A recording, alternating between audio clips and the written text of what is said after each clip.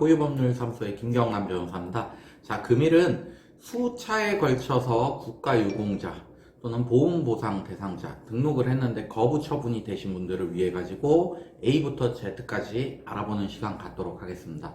자, 우선 과연 국가유공자, 보험보상 대상자 이 사건을 어떤 전문 변호사한테 맡겨야 되느냐 이거부터 살펴보겠습니다. 일반인 분들은 국가유공자나 보험보상 대상자가 상당수가 군대 생활이나 공무원 생활과 연관이 있다 보니까 군사법원 출신의 변호사 또는 공무원 출신의 변호사한테 의뢰하는 것이 적절하지 않을까라고 생각하시는 분들이 많더라고요. 근데 제가 보기에는 이런 사건들이 군 생활과 공무원 생활과 어느 정도 연관이 있는 건 사실입니다. 그렇지만 그 연관은 사실관계 수준에서, 그러니까 과연 그 직무가 무엇이냐 그 수준에서 있는 것이고, 정말 분쟁의 핵심은 특정한 상병이 발생하게 된 발병 경위, 그리고 그 상병과 직무와의 인과관계, 그리고 상위의 정도, 내가 과연 지금 얼마만큼의 장애가 남아서 상위 등급이 어떻게 되느냐 이 부분입니다. 즉 주요 쟁점이 군형법이나 세분화된 공무 자체가 아니기 때문에 상병과 이로 인해 발생한 장애이기 때문에 보험이나 산재 쪽의 전문 변호사한테 맡기는 것이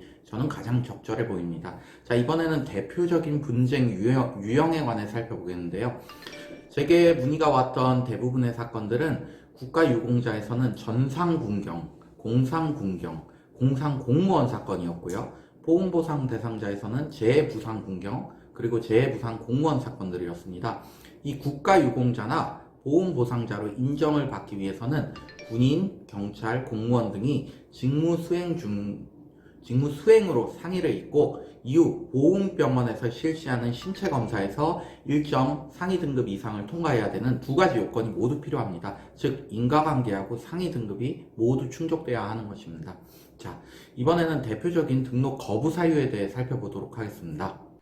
첫 번째는 가장 대표적인 것은 직무와 상위 사이에 이 인과관계가 없다라는 부분입니다.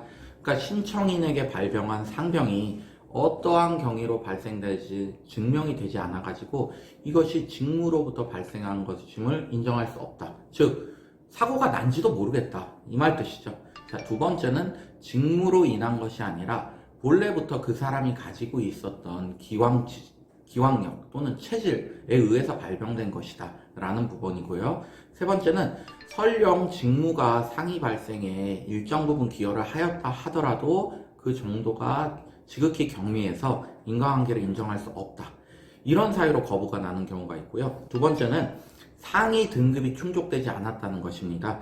사실 국가유공자나 보험보상 대상자 이 법률이 정하는 상위 등급에 관한 기준이 개인보험 또는 산재보험 같이 유사한 배보상 사례들과 비교했을 경우에 굉장히 엄격하게 정해져 있습니다. 예를 들어서 무릎 동료 같은 경우에 개인보험은 3mm 이상이면, 그리고 산재보험법은 3에서 5mm 이상이면 장애가 인정되고 있습니다.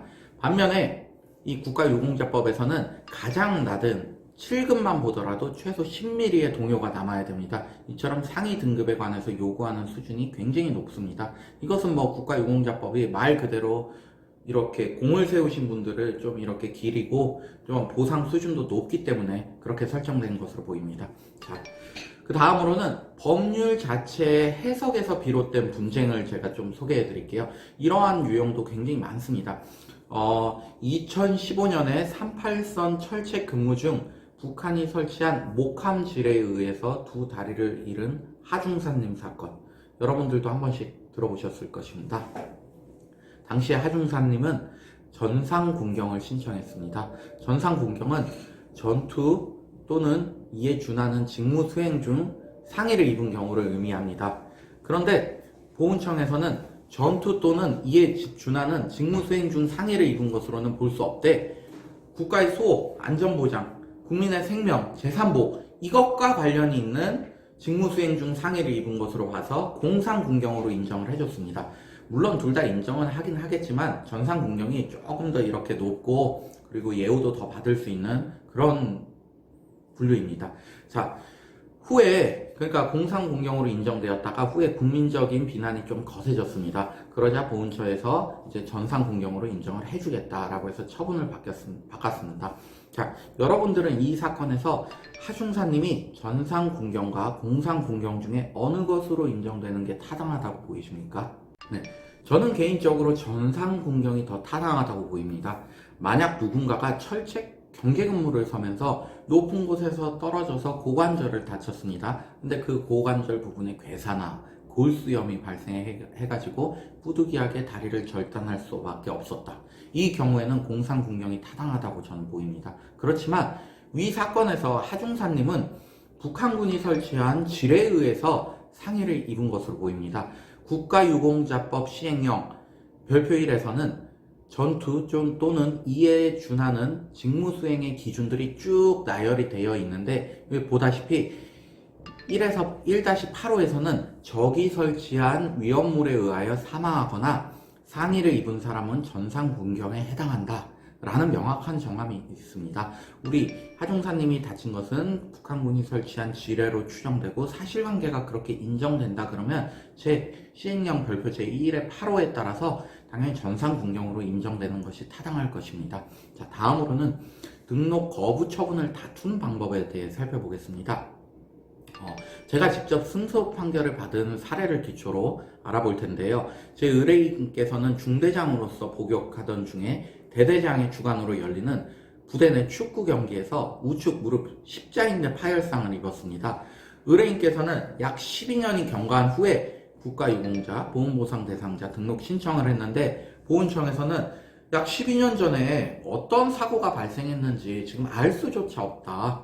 그리고 지금 우리 의뢰인이 주장하는 상병은 이거는 지병 또는 퇴행성 병변으로 봐야 되는 것이지 12년 전에 불분명한 사고로 인해서 발생한 것을 볼 수는 없다 라고 주장을 했습니다. 저는 승소 판결을 이끌어내기 위해서 두 가지 부분에 초점을 맞췄습니다. 첫 번째는 문서 제출 명령을 통해서 최초 사고 발생 당시인 2009년부터 이분이 전역하실 때까지의 군 복무 기록을 모두 받아봤습니다. 이는 사고가 직무로 인해서 비롯됐음을 제가 증명하고 싶어서인데요.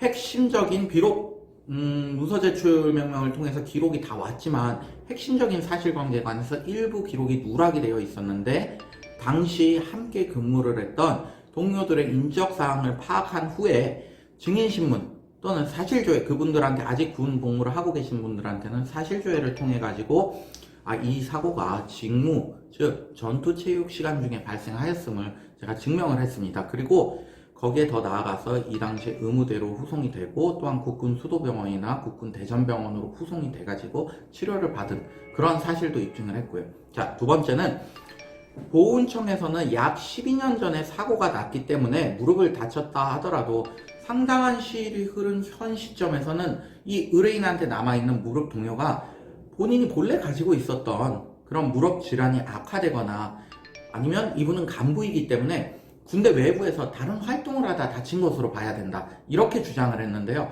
저는 이분의 10년분 건강보험 요양급여 자료 그리고 그간 의뢰인이 치료받았던 모든 정형외과 그리고 신경외과 부분의 의무기록을 다 받아가지고 2009년 사고 이후에 달리 무릎에 큰 충격을 받아가지고 치료를 받은 내역이 없다 이 부분을 증명했고요.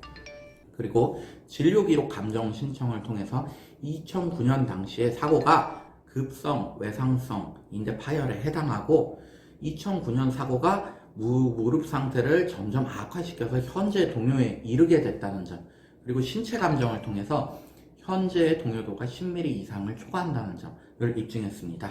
자, 여러분들 마지막으로 보훈청에 과연 이런 등록 거부 처분이 있었을 때 이걸 행정심판으로 가야 되냐 또는 행정소송으로 막바로 가는 것이 좋냐 제가 이 부분 설명해 드리겠습니다. 상당히 많은 분들이 이런 질문을 합니다. 저에게 오시는 분들이 대부분 이미 과거에 수차 등록 거부 처분을 받은 분들이 대부분입니다. 횟수가 많은 분들은 8년에 걸쳐서 5차례 이상 이미 거부 처분을 받은 분들도 있더라고요. 이 글을 읽거나 아니면 유튜브를 통해서 접하고 계신 분들은 보훈청이 얼마나 한번 내린 처분을 변경하는 경우가 드문지를 잘 알고 있을 것입니다. 설령 밑에 말단에 담당자, 판단할 수 있는 권한이 있는 담당자를 설득시켰다 그래도 그것이 그 사람이 결재를 받기 위해서는 상부로 올라가야 되는데 위에서 과거에 거부 처분이 났으니까 같은 사유로 거부 처분을 내는 경우도 많고요. 또한 담당자가 승인을 하기 위해서는 이런 의사들이 개입되어 있는 심의위원회의 판단을 거쳐야 되는데 거기서 기각되는 경우도 많기 때문에 담당자 스스로도 그런 판단을 할 수 없기 때문입니다. 그렇기 때문에 이의 신청이나 재신청 등 행정적인 방식에 의존해서 원하는 처분을 얻어내려는 것은 시간, 비용, 노력적 측면에서 저는 바람직하지 못한 것 같습니다. 이 국가유공자나 보훈보상 대상자에서는 막바로 소송을 진행하면 한 1년에서 1년 6개월 정도 걸리는데 이렇게 해가지고 승소를 하셔가지고 강제적으로 등록을 하게끔 만드는 것이 적절한 분쟁 해결 방법이 될 것입니다. 네, 시청해주셔서 감사하고 저희 추가적으로 궁금한 사항은 저희 사무실로 연락해 주시기 바랍니다. 마지막으로 구독과 좋아요 한 번씩만 부탁드리겠습니다. 감사합니다.